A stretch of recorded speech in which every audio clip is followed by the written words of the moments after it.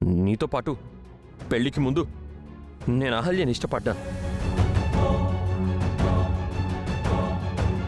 మేమిద్దరం ఒకరికొకరం ఇష్టపడ్డాం. ఈ విషయాన్ని నీకు ఎప్పటికప్పుడు నీతో చెప్పాలని అనుకున్నాను, కానీ నాకు కుదరలేదు. ఈలోపు మనకి పెళ్లి ఫిక్స్ అయింది. ఇంద్ర కోసం నా అబద్ధం చెప్పి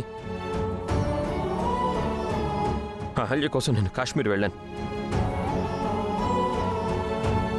అప్పుడే అహల్య నెల తప్పిందని తెలిసింది. అదే టైంలో ఇంద్ర చనిపోయాడు. ఇంద్రకి అంత్యక్రియలు చేసి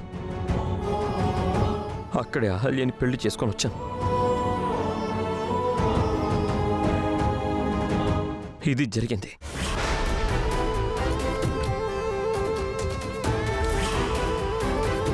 అంటే ఇక్కడ నన్ను ప్రేమిస్తూ అక్కడ తనను ఇష్టపడ్డావా?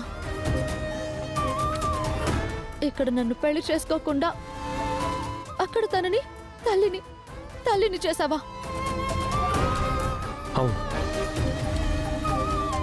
ఒకేసారి ఇద్దరిని ఇష్టపడ్డాను. ఒకరిని తల్లిని చేశాను. అది నా తప్పే, కానీ నన్నేం చేయమంటావు? అందుకే తల్లి కాబోతున్న అహల్యని పెళ్లి చేసుకొని నిన్ను కాదన్నాను. ఎందుకు గౌతమ్ గారు మిమ్మల్ని మీరు చెడు చేసుకుని మిమ్మల్ని తగ్గించుకుంటున్నారు? నా వల్ల తప్పు జరిగిపోయింది. నేను వేరేలాగా దాన్ని సరిదిద్దలేక నేను ఇలా చేశాను. ఒకరిని కావాలనుకుని ఇంకొకరిని నేను వద్దనుకున్నాను. ఇప్పుడు నన్ను ఏం చేయమంటారు?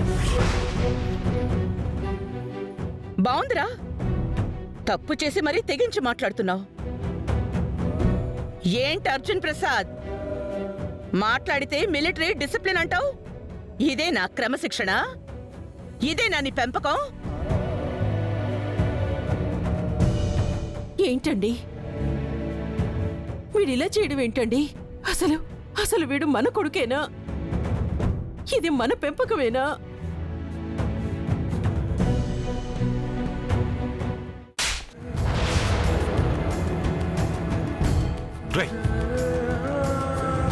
ఎందుకురా ఇలా చేశావు? ఇద్దరు ఆడపిల్లల జీవితాలతో ఎందుకురా ఇలా ఆడుకున్నావు? ఇంత చెడ్డగా ఎలా ప్రవర్తించగలిగావు? చెప్పరా. తెలీదు నాన్న, తప్పు జరిగిపోయింది. అదితితో ఏనాడు హద్దులు దాటను నేను. అహల్యతో తప్పటడుగు వేశాను, తల్లిని చేశాను. అందుకే తనని పెళ్లి చేసుకుని అదితిని వదిలేశాను. అదే నాకు మంచిదనిపించింది. అదే నాకు పరిష్కారం అని కూడా అనిపించింది. ఎందుకండి అసలు నిజం చెప్పకుండా మీ మీద మీరే నింద వేసుకుంటున్నారు? దేవుడు లాంటి మీరు రాక్షసులని చెప్పుకుంటున్నారు.